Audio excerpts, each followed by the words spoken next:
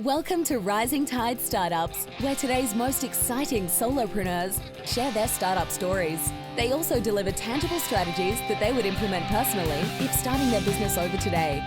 Each episode is a startup masterclass. Make sure you take notes. Take it away, Kevin. This is Kevin Pruitt with another episode of Rising Tide Startups, and my guest today is Karthy Chandra Karthy. Thanks for joining us on Rising Tide. Thank you for having me. It's a pleasure to be here. So tell our audience a little bit about Karthy. Sure. So I was born in India, in southern India, lived there till I was about 3 and then moved to Canada. I was a Canadian citizen up until last week. I actually just recently became a US citizen. Congratulations. Thank you. Thank you. I appreciate it. But I've lived in the US for most of my life. I moved to Portland when I was 6 and grew up there for the most part. Moved to the East Coast for school, lived in Boston for 4 years, and then came back to Portland, kind of coincided with COVID. So have been hanging out here with my family for the past year and a half. And it's just been a wonderful time to enjoy family time and, get a little bit of space and time to work on the startup. And that's the other big highlight of my life is that I started a company, a tech company, when I was in undergrad. Actually, the idea was conceived out of a class project, moonlighted as an entrepreneur while working a full-time job for a little bit. And then about 2 years ago, took the plunge and went full-time. So walk us back to the university, the cross-country trek to go to university. Where did you go to school and what were you wanting to study? Yeah. So I went to Cornell and I studied engineering. Pretty soon into school, realized that I was not on the traditional pills and pacemakers track because I did bioengineering, and that's what a lot of Pills and people. pacemakers. Yeah. I mean, they end up working on drugs or devices in a lab, and that really did not appeal to me. And I also just didn't really like manipulating numbers and realized that, while I do like to solve problems, which I think is the crux of engineering, it's not by doing calculations and inputting variables and solving for X. It's really thinking about problems that we have in society and in my life personally too. And that's how Goalden Hour was born too, out of a personal problem that I had. And then how can we use products and services and technology specifically to solve those problems? And that's how I knew I wanted to be an entrepreneur. So you go back to your time at Cornell, and was that where the first, I guess, startup happened while you were a student there? Mm-hmm. Yeah, it was a engineering leadership certification program. It was a year-long program that I was part of. And the second half of that was focused on us working together in teams to complete a capstone project. And I actually had a totally different startup idea that I wanted to run through the program. But the way that it worked is we all had to come together, like pitch our ideas to the class. And then we were grouped in different themes. And the theme that I was grouped into was productivity and efficiency. And the group of us got together and threw around some different ideas, brainstormed, but we all kind of resonated with this idea that, we live such multi-dimensional lives, right? Especially even as students, we're trying to balance multiple classes with extracurriculars and part-time jobs and trying to figure out what we want to do after college. And there's just so many things that we have to juggle. And it can be very difficult to stay on top of that, especially in this day and age where in addition to all of that, there's also all of these distractions at our disposal.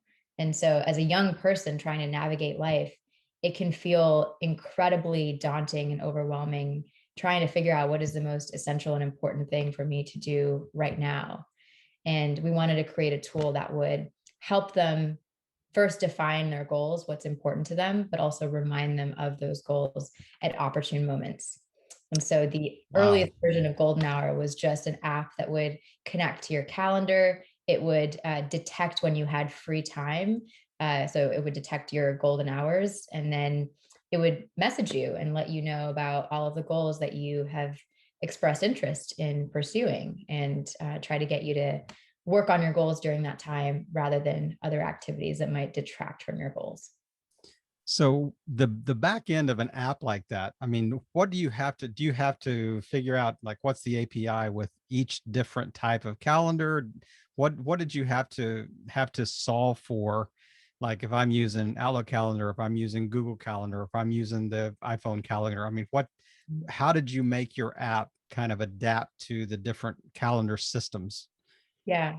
Well, we actually never got that far in the class. We never actually like built the full technical solution. We mostly did a lot of like customer discovery, mock-ups, wireframes. And then at that point, the team had actually dissolved because some of us graduated. We were just going off in different directions. But I couldn't leave this problem alone. I just found really incredible founder problem fit with it because I had always been kind of a self-improvement junkie, really into productivity, had tried all these different task apps and tools, Mm, but felt that I had this very fragmented planning experience across calendars and planners and sticky notes absolutely. and Yeah. the tracking apps. And I just lacked this holistic view of my life. And I wanted that. I wanted to be able to see how I was doing in school versus career development versus, the relationships and health and wellness goals that I have. And I saw a lack of that in the market. There were a lot of productivity tools, a lot of personal development tools, but none that had really brought it all together for this Right. complete experience. And so I set out to create something that would solve that problem. Lo and behold, it is a very difficult and complex problem to solve. So it's taken quite a few iterations to get to something that I think is even a lot closer to the vision. But certainly a problem worth solving, in my opinion. So in all the time that you spent trying to build Golden Hour, and we'll kind of unpack exactly what that is at, in just a couple minutes, but what would you say was the most difficult obstacle that you encountered in kind of the development phase, or at least to date? What was the most difficult problem you encountered? Yeah. I would say the one that comes to mind most recently is trying to fundraise for a consumer app. I think that I was a little naive going into the process, thinking that, we've got this really great product that we've built. We have a roadmap for what we want to build in the future. And, we believe that if this product is built, people will love it and they will come. And, that could be true. But I think one thing that I realized in the fundraising process is it's so important to be able to have a very clear like distribution strategy, Right. particularly if you are working on a consumer app, because there's a lot of hesitation and nervousness around how do you get a consumer app to scale? How do you get people to try it, stick with it, without pouring a ton of money into that process? And so I was running into a lot of reluctance. People really liked the mission, the product, but ultimately they were really nervous about the viability of a consumer app, especially one that was geared towards students. And that was our target market. Hmm. It was a product that was going to be specifically designed to help students beat procrastination and prepare for the next phase of their lives. So, taking in a lot of that feedback, we actually pivoted our strategy slightly. So, we still really believe in this like personal productivity tool that can empower people to prioritize and plan for the things that are truly important in their lives. But as we were working with a school, there was actually a need for a group of students that we were piloting with.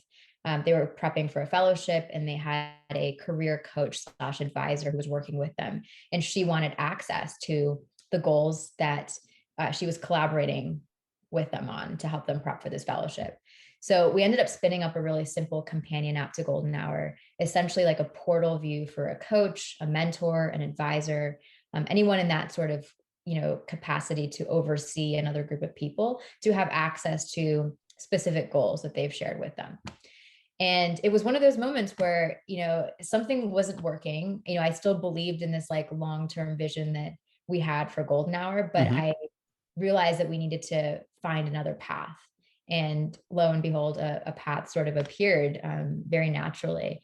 And so that's what we're navigating right now is this pivot. We're exploring different market opportunities because I think there's a lot of different scenarios in which this sort of dynamic is at play, where there is a group of people trying to achieve a goal, and then there is an organization or a person who is responsible for facilitating that and helping them achieve that goal.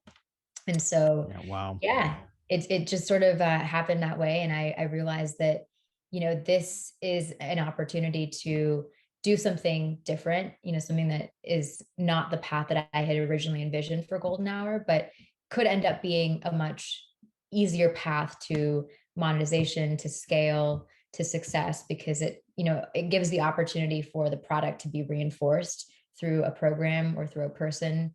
There's some sort of structure around it. And ultimately, it is still achieving the same outcome. It's helping people reach their goals, but in a more systematic way. I absolutely. And I think you actually have two sets of eyes on the problem instead of just one. I mean, you're just not reliant on the student continuing to use or respond to the app. I mean, you actually have a mentor that can speak into that and kind of monitor those goals and encourage and kind of walk alongside them. But did you mentioned earlier that it was originally designed for students? Are you still is education still your target market? Because I can see a broad appeal to the corporate side of things that, I want my employees to reach their goals, and I've got a quarterly review process that's built and every employee hates it, so is this something that could have that same application?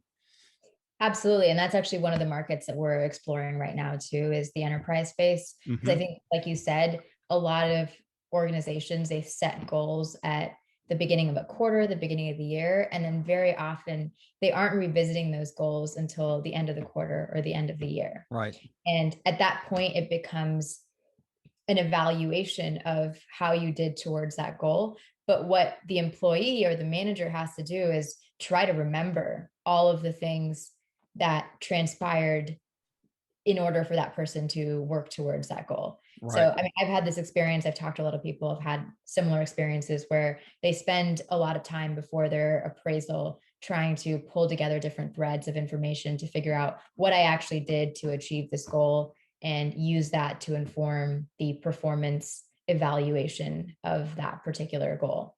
And I think it's a very time consuming process. And Hmm. one way that we could potentially streamline it is by bringing productivity and task management to the goals themselves. Right. Absolutely. Yeah. 1000%. Because another thing that happens is, and I'm a manager, is that you get to the end of the year and all you're doing is just a quantitative measurement. Did you sell 50 widgets or not, Yeah. this year? You sold 30 widgets. Well, you didn't meet your goal, but there may have been very little process that happened, throughout the year on a monthly basis, on a weekly basis, on a daily basis that said, how can we help people ensure that they're on track, be better at more efficient at their jobs, that type of thing. And I could see from a 360 holistic, process that you're solving a problem that the corporations have. Yeah. And I believe that in terms of like how you structure goals overall, I think very often the process is more important than the outcome. And monitoring the process allows you to understand where there are deficiencies or where things aren't going on track. But if you're only kind of focused on that long-term vision or the goal that you're trying to achieve at the end of the quarter, the end of the year, it's easy to get lost in the details somewhere in between. And I talk about this when, I'm sharing my perspective on goals in general, even for your personal life. Because I think a lot of people set goals like, oh, I want to, lose 10 pounds by the end of the year. And I think that's fine to have a goal like that. But what's more important is to define the process by which you are going to get there. Right. So I'm going to go to the gym 3 times a week. I'm Exactly. going Yeah. to eat vegetables, twice a day. And that way you'll know each week if you are on track with your goal, right? Right. Because you basically have full control over how often you go to the gym and how many vegetables you eat. You may or may not have full control over losing the 10 pounds by the end of the year. Exactly. I think it's a good target to shoot for. But the process is really what is going to help you stay consistent towards getting towards that goal. Well, I mean, as you mentioned, I mean, as you were kind of outlining that scenario, I'm thinking The issue is, I mean, 365 days earlier, I said, I want to lose 10 pounds. What would have been a better process is say, I'm more concerned about the process or the journey that says, I am going to adapt a more healthy lifestyle. I could lose 25 pounds instead Yep. of 10. I mean, so, I mean, I could have undershot my goal, you know, or I could have said, I could do everything right and lose 6 pounds, but be infinitely healthier, you Right. know, at the end of the year. And I really like, I mean, it's interesting because I had this very conversation about the merit review system that we have, is that so many times we put goals in front, or we measure people by goals that they do not have ultimate control over.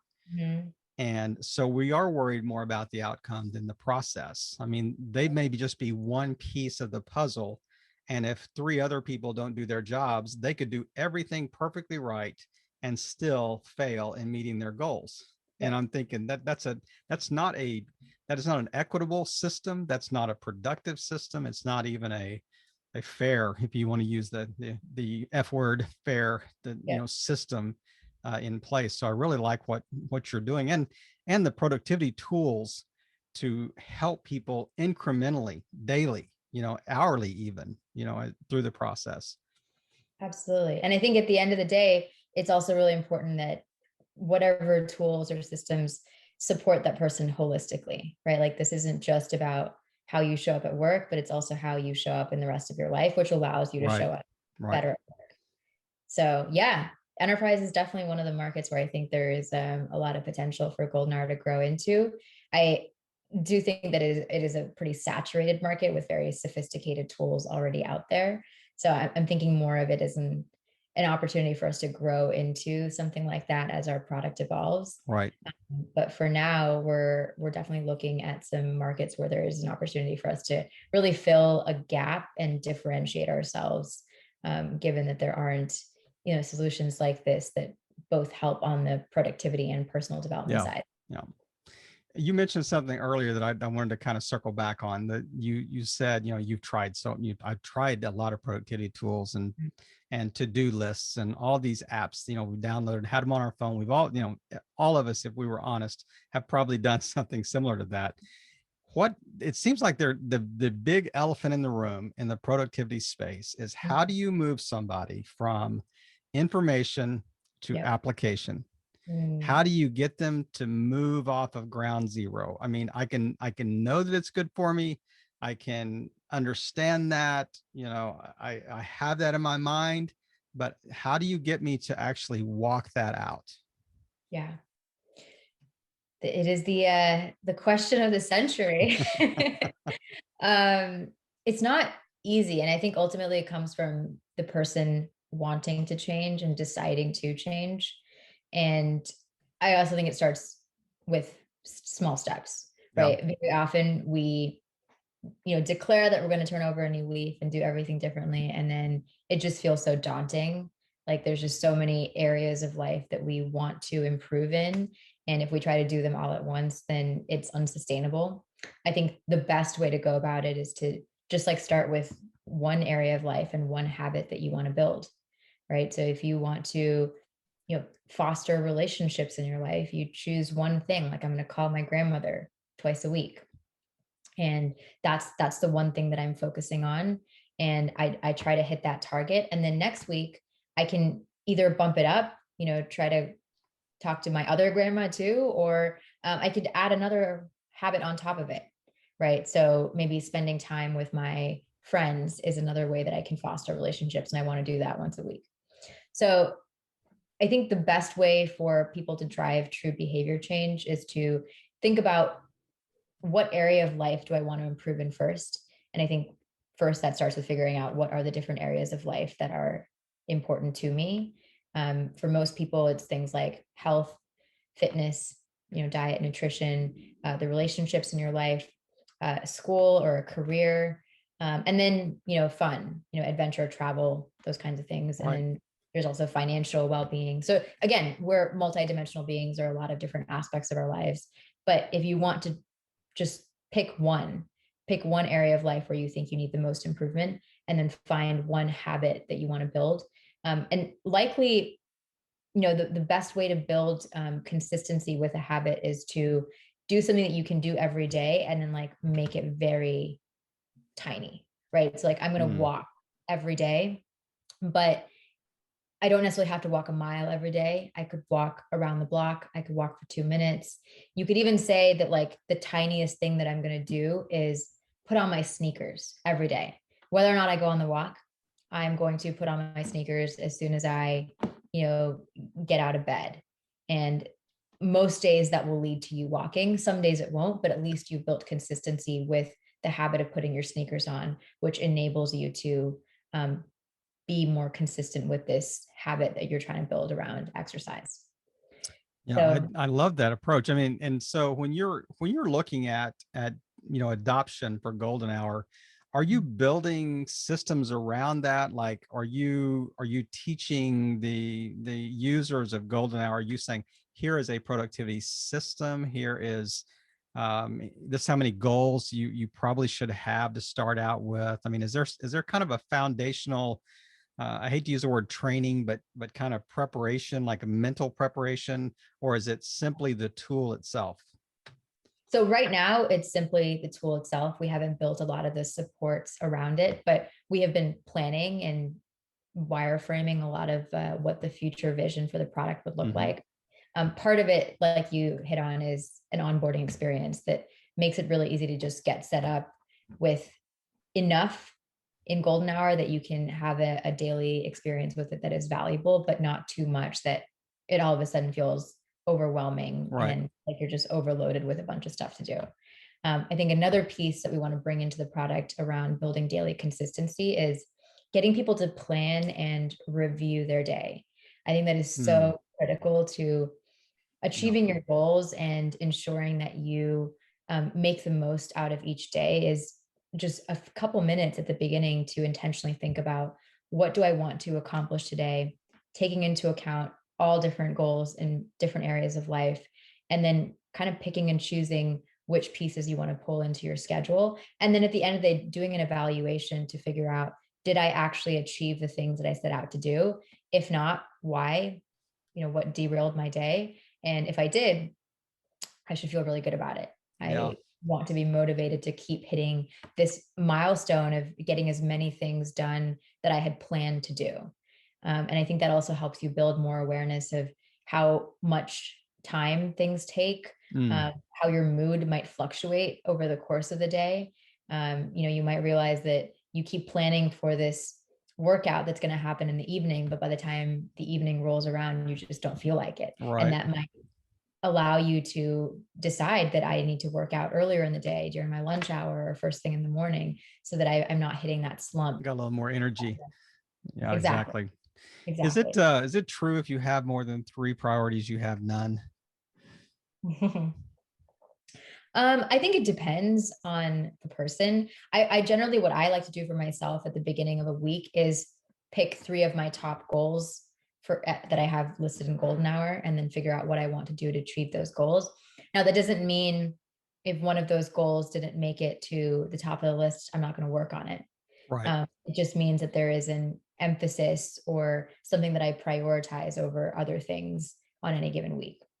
But I think, again, we're multifaceted beings. And so there are many aspects of our life that we just inherently have to balance every week, every day. But it is good to know what to anchor yourself towards so that if you are making a decision about what to prioritize, you know that this is what I've chosen as something that I need to focus on for this week. Right. And I mean, it's like, you have like key metrics and key life goals that you want to achieve. And, versus I'm just going to list 25 things on my to-do list today, and then they suddenly become my goals. So they suddenly become, Yeah, the productivity plan I have for the day. I mean, that right. seems almost counterproductive to do that sort of thing for sure.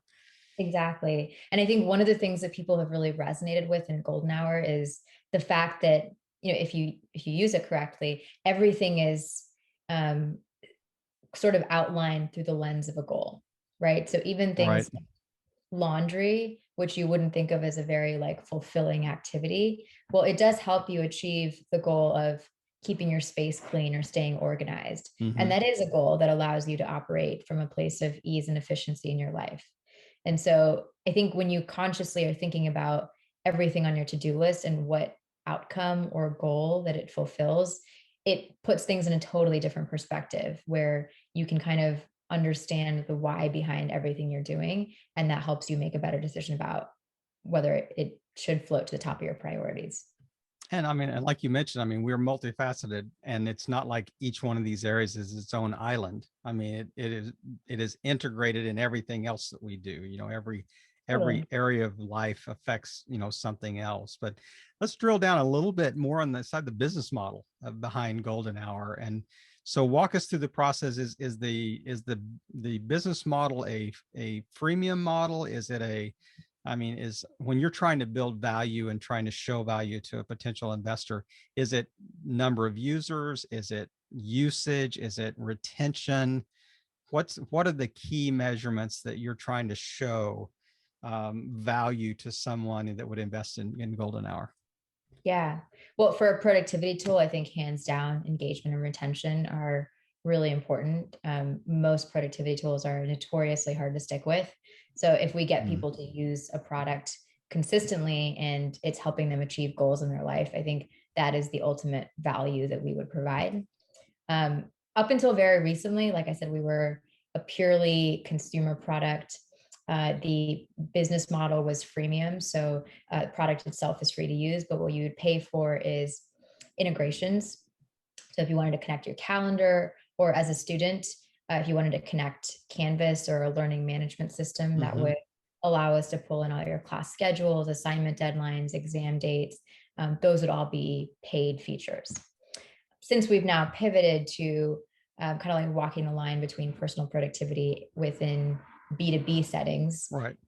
what we're actually selling is the portal. So the um, companion app where a manager or coach can have insight into the goals that have been shared with them. That's the paid product, and the consumer product is free to use. But we're still kind of testing and hashing out a lot of these strategies. I think ultimately it will be both a consumer app that anyone can download and use, but it can also be used in different B2B settings as well. And I mean, if I don't use the portal side of things and I'm only using the app, am I still paying for those integrations, or is that just part of? Is it still a freemium model just on that basis? Oh yeah, we haven't built the integrations yet. Okay. So the app itself is an alpha. It's free to use. Okay.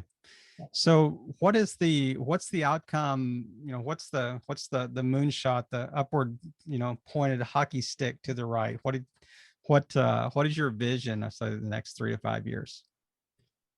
Well, the next 3 to 5 years, I would say, is really about like driving product in a way that makes the experience of using Golden Hour delightful and exciting. I think that's the one thing that productivity tools haven't gotten Mm, right, is like I how do agree. we yeah, like how do we just make this a really fun, engaging experience that people are actually interested in achieving their goals and wanting to use it consistently.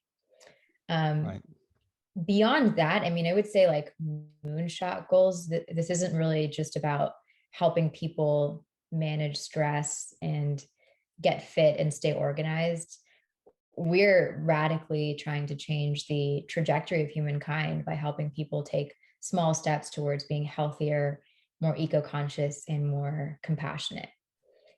I really believe that there is a lot of work that needs to be done in order to change the path that we're on, as humankind, and it only happens if we are able to get people to take massive action on a massive scale. And I think technology can facilitate that. I think what's really incredible about this particular point in human history is that we now have the capacity for a single message, a single tool to be able to spread to every corner of the world. And that's Absolutely. First time in never been history. Yeah. possible. Yeah. First time in history. Tell me what is the angle for the echo play that you were just talking about, that is more say in the sustainability. Is it just, you change change someone's life and they change their outcome, their attitudes, or is there something specifically related to, say, sustainability that you're building into the app? Yeah, well, part of what Golden Hour offers is the ability for you to discover new goals that you want to bring into your life. And so we have goals like protecting the planet, being a better ally. And again, these are things that I think everyone has, some aspiration to want to contribute to, but hasn't really been able to translate that aspiration into action, Right. and action that they take on a daily basis. So one, I think giving them access to discover those goals, say that these things are important to me, and then giving them opportunities to find actions that they can take that will support those goals. And then beyond that, I really believe it is about connecting community, right? Like if Mm. we want that massive action to happen on a massive scale, connecting people who share similar goals, energizing them to work together, to collaborate in order to, share this goal with more people, but also take collective action towards achieving or making progress towards that goal. So again, these are pieces that we are still trying to fit together, but I think there is a really powerful combination of tech, behavior change, and community that can result in explosive collective action that might just save the world. So yeah, it's funny because I mean, as I'm watching you kind of expound on, the different facets of in your vision, I'm thinking, so what version is this? Is this 2.0? Is this 3.0? Is this 4.0? You goes, when does the community Yeah. facet, when is that built into the product in your mind?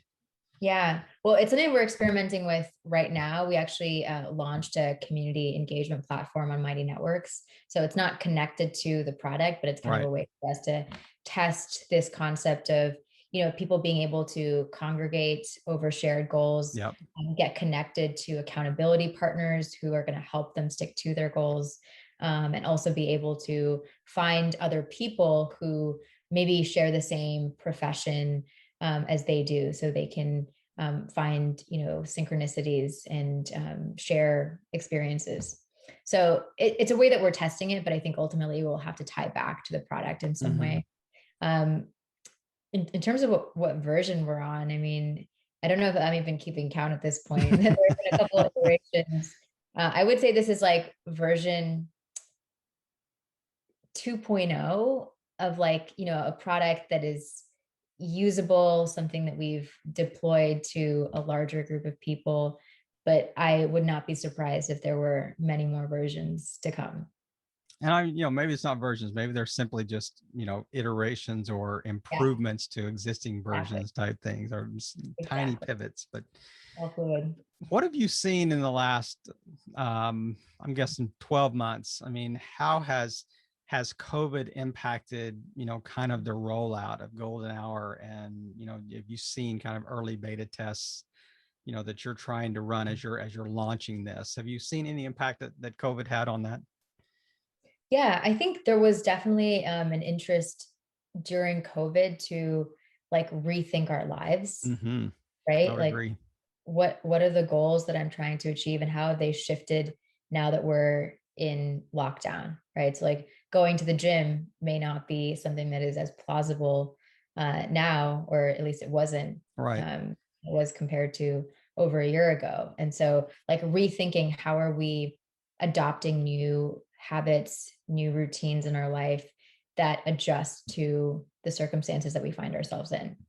And then I think there was also definitely a sense of like wanting more structure and self-care in our lives, just Mm-hmm. given how chaotic things were. A lot of us were at home all day, every day, and then finding it very difficult to, you know, create some sort of separation between work and life. Right. And so I think giving people an opportunity to really think about, what are the things that make up my day, even if I'm just at home all day? And how do I ensure that I'm kind of setting up these discrete chunks of time for me to work on my goals, as they relate to health and fitness, self care, and then also making time for family that I'm with at home, and also ensuring that I'm getting my work done. So I saw a lot of like receptivity to that concept. But I think even as we kind of move out of COVID, there is also this like newfound interest and enthusiasm for hitting refresh on our lives, thinking about other goals like travel again for the first time. Right. And again, like figuring out what does my life look like now in this new situation or circumstance that I find myself in. So I think in our lives in general, there are many periods where, we're just reevaluating what's working for us and what's not. And I think that's normal and actually very healthy to do. And it's actually one of the things that I don't like about traditional habit tracking apps is that, like you pick a habit and then it's just, you do it for the rest of your life and Yeah. you're, just expected to not break the chain on that habit. But that's not how your life works in reality. Like things are going to shift and change. You might be running a lot in the summer and then, be skiing in the winter. And those are both Yeah. ways that you get exercise, but they shift as the seasons change and as your mood and your interests change. And I think that's totally normal. And that should be incorporated into the type of tool that we want to create. It should be flexible and forgiving and allow people to adapt and change the way that they want to. And so that's part of the reason that I wanted to build something that, doesn't make you feel like a failure if you don't necessarily do everything that you had set out to do. Right. And I think that's where a lot of productivity apps fall short is like you fall off the bandwagon, you go on vacation, things get really busy, and then you come back and you just look at this like long list of things that you haven't done. And then you're just like, I'm done with that. It's like a habit alarm clock.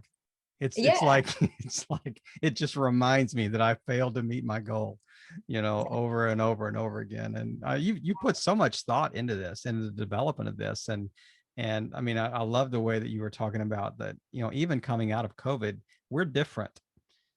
We're just going to be different. We're going to respond differently. We're going to see our priorities are different, even personal priorities are different, coming out of COVID. And we've learned to adapt. And I love the way that you kind of built this to kind of meet that adaptability in our lives. But is there anything that we haven't touched on that you just kind of want to wrap us up with today, and then make sure you let people know where to go and find Goalden Hour? Yeah, for sure. Well, I think, parting words that I would leave with the audience is, I mean, ultimately about behavior change. I really think that it is important for all of us to think about what aspects of our life we want to change. And then again, figuring out what are the specific things that you're going to do to enable that change. And then just like being flexible and adaptable within the process of that. So evaluating what's working for you, what's not. I think it's really important to spend some time reflecting each day, even if it's just 5 minutes, Right. and think about, what are the goals that I set for myself? Did I fulfill or achieve those? And then if I didn't, what's preventing me from doing that? And trying to really get to the bottom of why a behavior isn't sticking. Is it because you're not motivated to do it? Is it because you're forgetting to do it? Is it because it feels too daunting? And then kind of use those levers to be able to drive your behavior in the direction that you want it to. And I think, all of that can be done without a productivity tool. It really is a process of just mastering your internal struggles and challenges, and then building discipline and consistency with the things that you want in your life. I'm hoping that technology can facilitate it and provide more of that support. But I really think that true behavior change comes from within. And, if you don't have that seed within you that really wants to change, no amount of self-help books or, Productivity tools. Yeah. Yeah. So where's the best place to find Goalden Hour? Well, you can go to goldenhour.com to access the product. Just don't forget the A in golden. So there's I was going to say, spell that for us. Yeah, it's GoaldenHour.com. It is a web-based product right now, so you're not going to find us on the App Store yet, although you can access the product on your mobile phone just through your web browser there. And you can also find us on We're on TikTok, we're on LinkedIn, Instagram, Twitter. So if you hang out in any of those places, please do follow us and share, support, like. We would sincerely appreciate it.